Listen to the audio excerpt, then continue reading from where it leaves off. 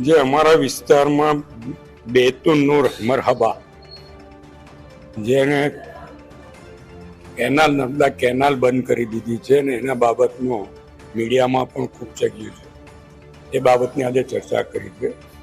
બધી એસએસએનના અધિકારીઓ નોટિસ આપી અને કામગીરી ચાલુ છે એની આવ્યું છે, પણ કલેક્ટર તરફથી સ્પષ્ટ સૂચના આપવામાં આવી છે કે 24 કલાકની અંદર એ બિલ્ડરો સામે એફઆઈઆર દાખલ કરો.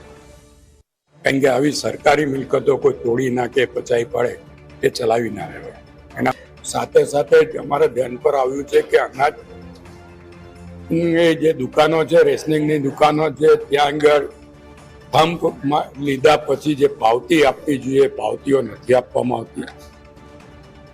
લોકોને ઓછું અનાજ આપવામાં આવે, જે પાવતીમાં 16 કિલો અનાજની વાત હોય ને લોકોને 4 કિલો જ આપવામાં આવે છે.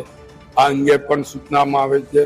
અને પુરવઠા અધિકારીને કલેક્ટરે કીધું છે કે પુરવઠા વિભાગ સિવાયના અધિકારીઓની એક ટીમ બનાવીને આ બાબતની રેડો પાડવામાં આવે અને જે કોઈ આવા કસૂરવારો પકડાય એ તમામ દુકાનદારો સામે કડકમાં કડક પગલાં ભરવામાં આવે. આ મહત્વની રજૂઆતો હતી તે આજે રજૂ કરવામાં આવી છે.